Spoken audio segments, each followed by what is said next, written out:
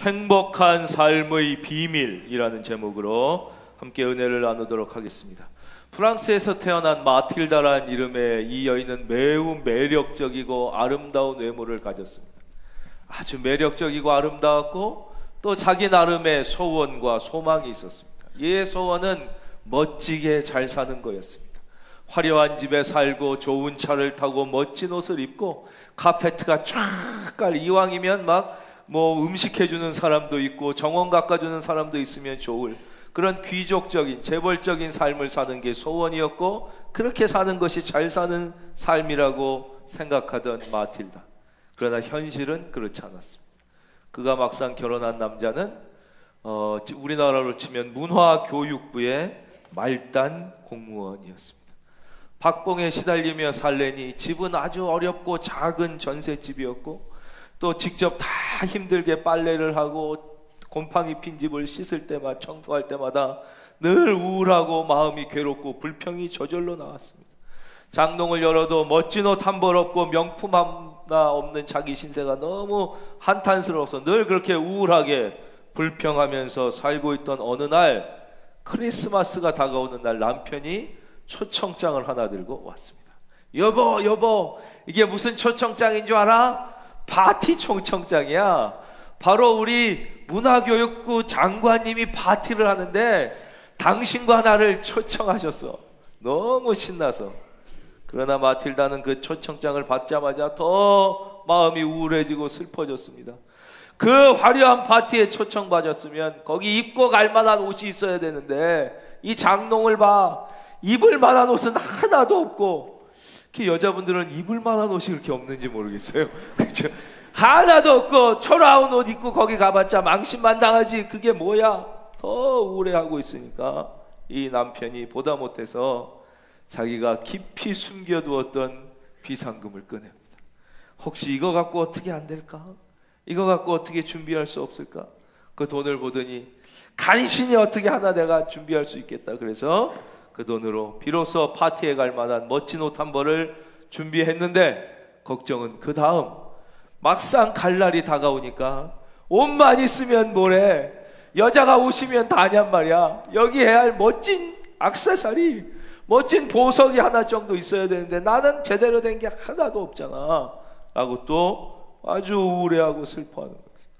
보석은 한두 푼 나가는 것도 아니고 도저히 길이 보이지 않았을 때 이 남편이, 당신 아는 분 중에 그 포체티다 부인이라는 그 착하고 좋은 분이 있잖아.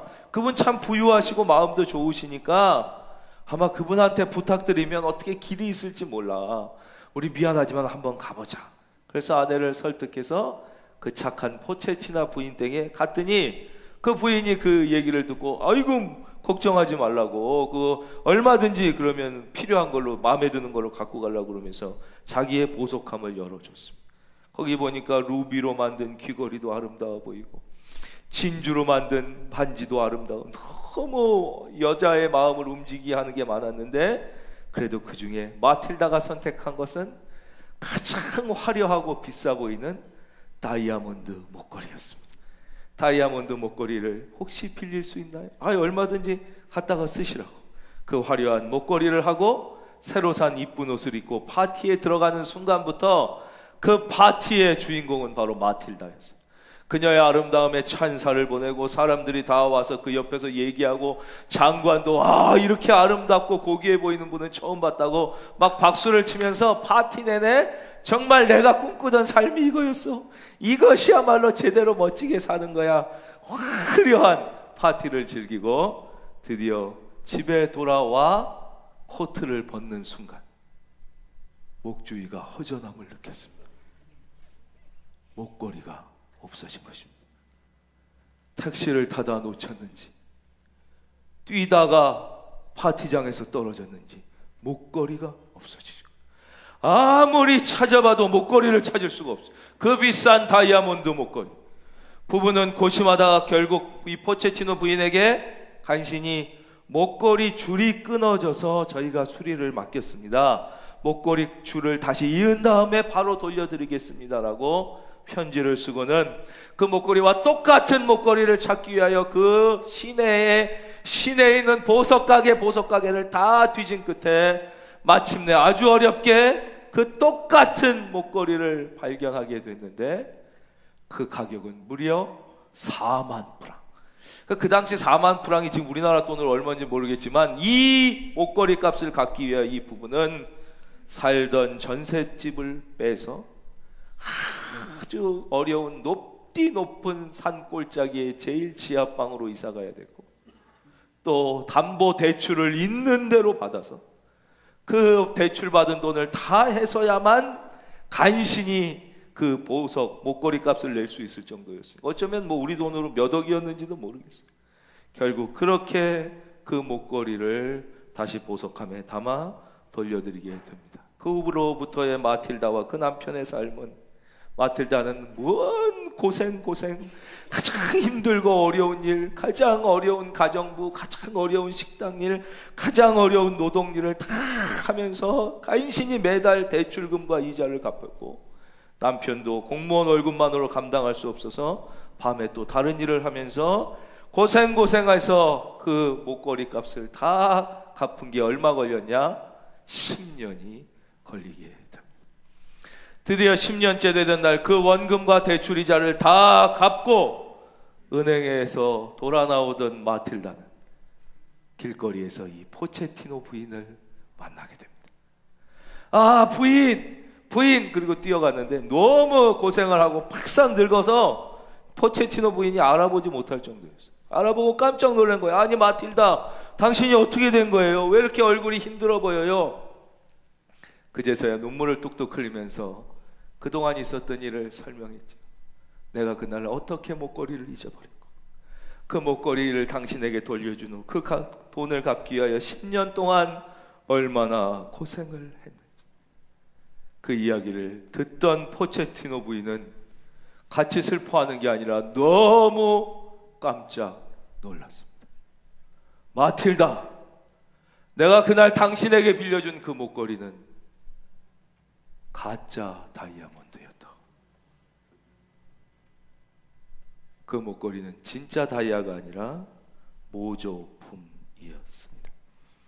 우리가 잘 아는 프랑스의 대문학가 모파상의 목걸이라는 유명한 소설의 줄거리입니다. 바로 여기서 가짜 목걸이는 무엇입니까? 우리 대부분의 사람들이 거기에 행복이 있는 줄 알고, 거기에 기쁨과 참 인생의 가치가 있는 줄로 착각하고 자기의 시간과 에너지와 노력을 기울이고 있는 그 가짜 행복의 상징이 바로 여기에서 그 목걸이였습니다. 다시 말씀드리지만 포체티노 부인이 사랑받고 존경받았던 것은 그가 값비싼 목걸이를 갖고 있었기 때문이 아니에요. 그는 가짜 목걸이였어요. 그분의 삶의 태도와 인품, 좋은 마음이 그의 인생을 진짜 부유하게 보이게 했었던 것이죠.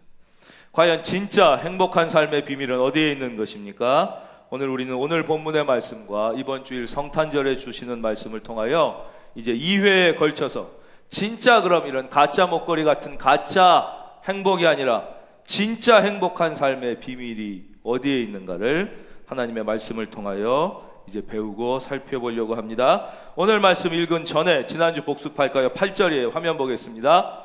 8절 지난주 말씀의 결론인데요. 이 말씀을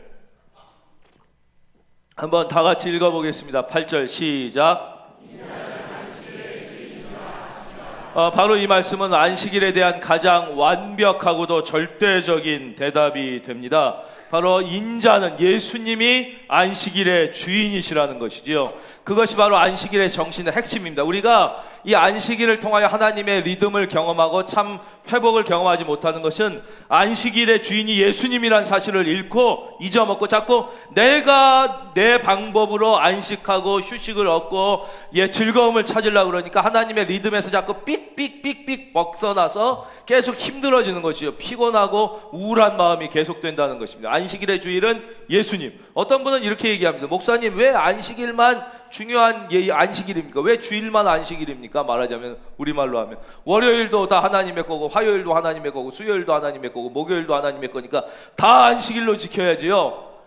이건 대단히 좋은 의견이지만 사실 완전히 맞는 말은 아닙니다. 왜냐하면 물론 모든 날이 하나님의 날이죠. 그럼에도 불구하고 하나님께서 특별히 일주일 중에 어느 한 날을 특별히 정하셔서, 할렐루야, 그날을 안식일로 삼으시고 그날 복을 주시고 그날 우리로 예수님, 안식일의 주인이신 예수님과 더 깊이 교제하면서 영적으로 재무장을 하고 새 힘을 얻고 하나님을 깊이 경험하고, 특별히 일주일 내내 우리가 하나님께 영광 올리려고 하지만 하나님이 지정한 그날 하나님 앞에 나와 하나님께 영광을 올리고, 할렐루야, 그 의미가 있기 때문에 하나님이 특별히 하루를 안식일로 정해 거룩하게 지키라고 하셨기 때문에 모든 날들 우리가 다 주님을 생각하면 살아야겠지만, 특별히 우리가 안식일로 지키는 주일은 안식일의 주인이신 예수님을 온전히 생각하며 영적으로 새 힘을 얻고 재무장하고 하나님께 영광 올리는 일에 집중하는 것이 옳은 일입니다. 이제 9절입니다. 이 안식일의 진리를 가르쳐 주시고 거기를 떠나 그들의 회당에 들어가시니 한쪽 손 마른 사람이 있는지라. 예, 저를 봐주십시오.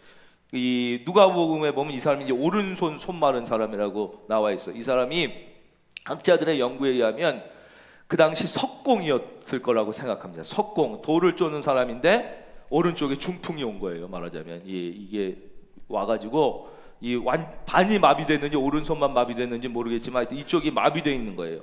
그러니까 이 사람을 데리고 와서 사람들이 예수를 고발하려 하여 물어이르되 안식일에 병 고치는 것이 옳으니까.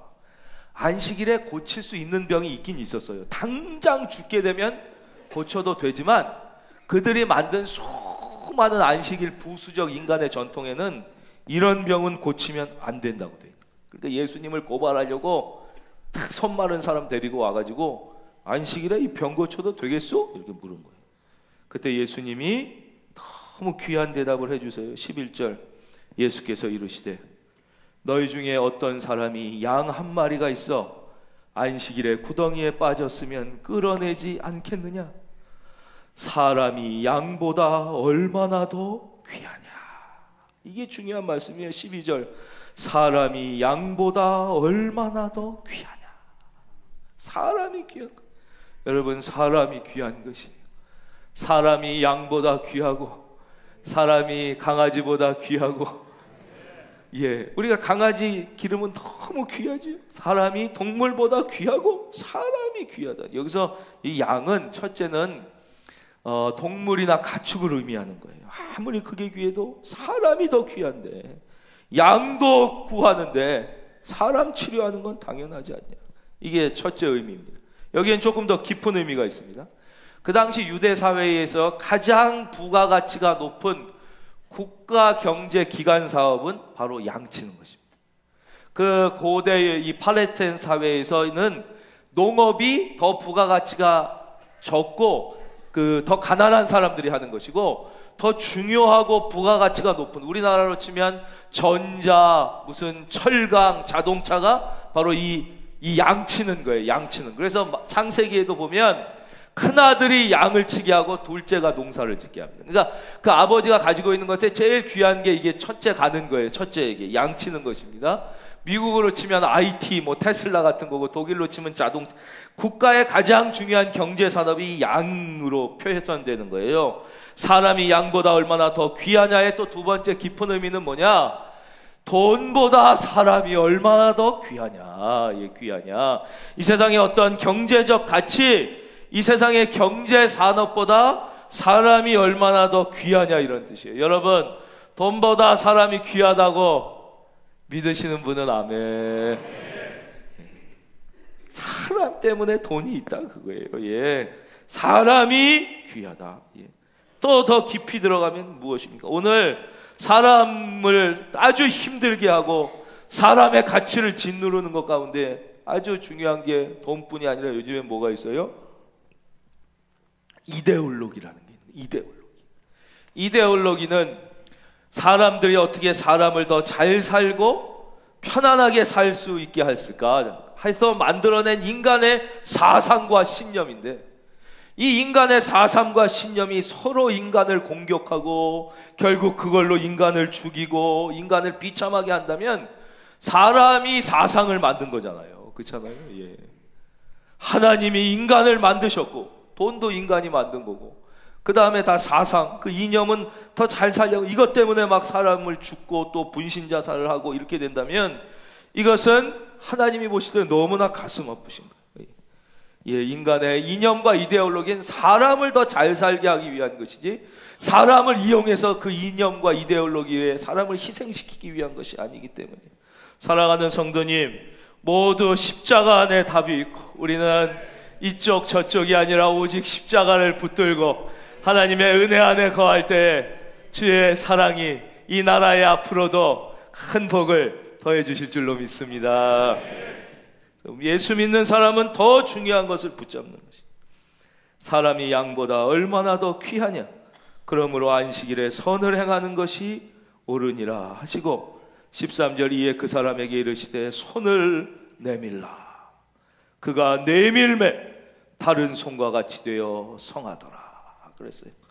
예, 여기 보면 오른손이 마비돼서 안 움직이는 사람에게 주님이 손을 내밀라 그랬어요. 이것도 맨날 머리로만 생각하면 아니 내가 지금 오른손이 안 내밀어져 갖고 마비돼서 왔는데 손을 피게 움직이게 한 다음에 내밀라 그래야지 말도 안 되게 안 움직이는 손을 내밀라 그러면 말이 돼? 이를 생각했으면 이분은 이 치유함을 받지 못하는 거예요. 주님이 내밀라 그럴 때 믿음으로 손을 내밀면 이 시간 여러분의 마비된 부분은 어디입니까? 여러분의 인생에, 여러분의 육체에, 여러분의 가정에, 여러분의 마음에 마비된 곳은 어디입니까? 손을 내밀라는 말에 순종하여 내밀면 펴질 줄로 믿습니다. 내밀라, 내미는 거예요. 내미는 거예요. 이것이 신앙이고 믿음이고 주의 능력이. 그가 처음엔 안 됐겠죠 이게. 그러나 그 말씀대로 그대로 행할 때 다른 손과 같이 회복되어 성하더라. 바리새인들이 나가서 어떻게 하여 예수를 죽일까 이제 의논했어요. 보세요. 이제 이 손 마른 사람을 좀 더 생각해 보겠습니다. 이분이 오늘 손이 이렇게 된 게 아니라 이제 올해 이렇게 된 거죠. 그러니까 예수님이 굳이 오늘 안 하고 싸우기 싫으면 내일 해도 돼요. 내일 하면 공격받을 것도 없고 이 사람도 뭐 하루 더 그렇다고 뭐 갑자기 당장 죽는 것도 아니니까. 근데 주님은 그 자리에서 즉시 안식일에 이것을 고치셨다는 거죠. 이 말씀이 우리에게 가르쳐 주시는 첫째 메시지는 무엇이냐? 좋은 일은 하나님이 기뻐하시는 일은 절대 뒤로 미루지 말라는 것입니다. 여러분 좋은 생각을 하셨습니까? 좋은 마음이 들었습니까? 뒤로 미루지 마십시오. 뒤로 미루면 못하게 될지 몰라요. 뒤로 미루면 그때는 기회가 없을지 몰라요. 좋은 일, 하나님이 기뻐하시는 일은 지금 당장 하시기를 예수님의 이름으로 축원합니다. 좋은 일은 미루지 말라는 거예요. 당장 해야 되는 것이. 두 번째는 바로 예수님은 사람을 무서워하지 않으셨다는 것입니다. 사람 때문에 해야 할 일을 안 하지 않으셨다. 우리는 예수님을 믿고 세상에 살면서 너무 사람을 무서워할 때가 많습니다. 세상에 안 믿는 사람들을 너무 무서워할 때가 많습니다. 사람이 무서워 해야 할 믿음의 이야기를 못하고 믿음의 고백을 못하고 믿음의 삶을 살지 못할 때가 너무 많습니다. 예수님은 사람을 무서워하지 말라고 말씀하십니다. 우리가 교회 안에서 신앙생활할 때도 사람을 너무 의식하고 사람을 두려워하면 그러면 옳게 하나님의 일을 할 수 없을 때가 많습니다. 주님은 말씀하십니다. 사람이 아니라 하나님을 두려워해라. 마틴 루터가 뭐라고 그랬어요? 하나님을 두려워하는 자 세상을 두려워하지 않게 된다 그랬어요. 우리는 너무 사람을 두려워해서 이 은혜로 구원받았는데 그 구원의 감격을 고백도 제대로 못한 채 그렇게 삽니다. 예수님은 사람을 무서워하지 않으시고 하나님이 원하시는 게 무엇인가를 생각했어요. 참 우리로 하여금, 저로 하여금 다시 한번 더 깊이 생각하게 하는 말씀입니다. 15절 예수께서 하시고 거기를 떠나가신, 막 바리새인들이 이제 죽이려고 그러잖아요. 14절 바리새인들이 나가서 어떻게 해야 예수를 죽일까 의논하거늘 예수께서 하시고 거기를 떠나가시니 많은 사람이 따르는지라. 예수께서 그들의 병을 다 고치시고 자기를 나타내지 말라 경고하셨으니. 16절이 왜 예수님이 저를 봐주십시오. 자기를 나타내지 말라고 경고하셨을까요? 이 이유는 예수님께서는 겸손하셨기 때문입니다. 이게 제일 중요한 이유.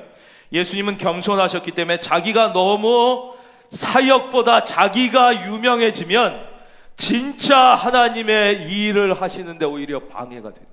하나님이 하시는 그 복음과 치유의 역사보다 예수님의 이름이 너무 먼저 유명해지면 때가 차기 전에 그 하나님이 맡기신 일을 실제적으로 잘하는데 오히려 방해가 되기 때문에 예수님은 겸손하여 숨으시면서 이 일을 너무 드러내지 말라고 말씀하신 것이죠. 그리고 예수님은 자기를 계속 숨기시고 겸손하게 낮추시면서 마침내 복음을 전하고 사람을 살리고 치유하는 일이 충만해졌던 그때에 저와 여러분 모든 인류의 죄를 친히 지시고 십자가에 못 박혀 죽으심으로 할렐루야 마침내 하나님의 뜻은 그 십자가 보혈로 구원하신 것이죠. 보혈이라는 단어가 잘 들리질 않아요. 이거는요 보혈을 경험한 사람만 보혈이란 단어가 들려요. 아무리 보혈이란 단어를 들려도요 그게 들리지가 않아요. 성경을 아무리 읽어도 보혈이란 단어가 보이질 않아요. 보혈을 경험한 사람만 보혈. 은혜 받기 전엔 은혜가 그냥 한 단어로 들려요. 제 개인적 간증을 하자면 은혜를 받고 나니까 성경의 이 말씀이 은혜로 가득 차 있다는 게 비로소 보여요. 은혜가 뭔지를 보여요. 은혜 받기 전에는 아무리 교회를 많이 다녀도 은혜가 안 들려요. 은혜가 뭔지 성경을 아무리 읽어도 은혜 십자가 진짜 구원받기 전에 제가 말씀드렸죠. 교회 다니는 분들 중에 내가 구원받았다고 착각하는 분들이 많다고요. 그래서 성경에 나더러 주여 주여 하는 자마다 다 아버지께로 올 자가 내가 구원받았다고 착각하는 거예요. 진짜 구원받으면 십자가가 상징이 아니라 실제로 느껴지는 거예요. 할렐루야. 여러분 십자가가 상징입니까? 상징이 어떻게 죽은 사람을 살려요? 상징이 어떻게 지옥 갈 사람을 천국으로 바꿀 수가 있어요? 십자가는 상징이 아니라 실체이고 살아있는 능력이고 할렐루야. 성령을 경험하기 전에는요 성령이 그냥 들리지가 않아요. 그냥 지나가요. 아무리 성령 충만, 오늘 우리가 크리스마스라 이렇게 써있지만 말씀과 성령 써있어도 그게 글씨예요. 성령을 경험하고 나면 성경을 읽으면 다 성령으로 충만하게 써있어요. 단어가 더 성령. 제 개인적으로는 제가 성령을 부족하지만 조금이나마 경험한 다음에 영의 실체가 보이기 시작합니다. 그전엔 귀신 그러면 무슨 전설의 고향 같은 얘기예요. 사탄 그러면 이게 책에나 써있는 얘기지. 사탄이 귀신이 분명한 실체라는 것이 그전에는 알 수가 없어요. 사람의 머리로 알 수가 없어요. 그러나 성령을 경험하면 영의 세계가 있다는 게 보여지는 거예요. 그게 느껴지는 거예요. 십자가, 우리가 십자가, 보혈, 부활을 이야기할 때 십자가가 그냥 무슨 상징 이게 느껴요. 왜? 아직 십자가를 진짜 만나지 못했기 때문에 십자가가 나에게 가슴에 들어오지 않는 거예요. 여러분에게 십자가가, 보혈이, 성령이, 은혜가 경험되고 고백되기를 예수님의 이름으로 축원드립니다. 마지막으로 우리는 이 말씀을 통해서 스스로를 또 회개하고 반성하게 됩니다. 우리도 예수님을 따라 겸손해야 됩니다. 예수 십자가, 이제 예수님은 유명해져야 되지만 교회가 너무 유명해지는 것은 그렇게 좋지 않습니다. 예수님은 유명해져야 되지만 너무 목사가 유명해지고 성도가 유명해지는 것은 좋지 않습니다. 가능하면 우리는 더 숨어야겠다 이렇게 회개를 합니다. 그리고 더 실제적으로 주님을 배워서 더 구체적으로 복음을 전하고 예수를 증거하고 치유하고 회복하고 사랑을 실천하고 주님의 제자들을 양육하는 일에 우리가 더 전심전력을 다해야겠다. 다시 한번 이 말씀 앞에서 회개하고 결단하면서 성탄절이 다가오고 있습니다. 이 성탄의 계절이 모든 분들에게, 특별히 약하고 마음 상한 분들에게 더 큰 위로와 회복의 축복의 계절이 되시기를 예수님의 이름으로 축원합니다.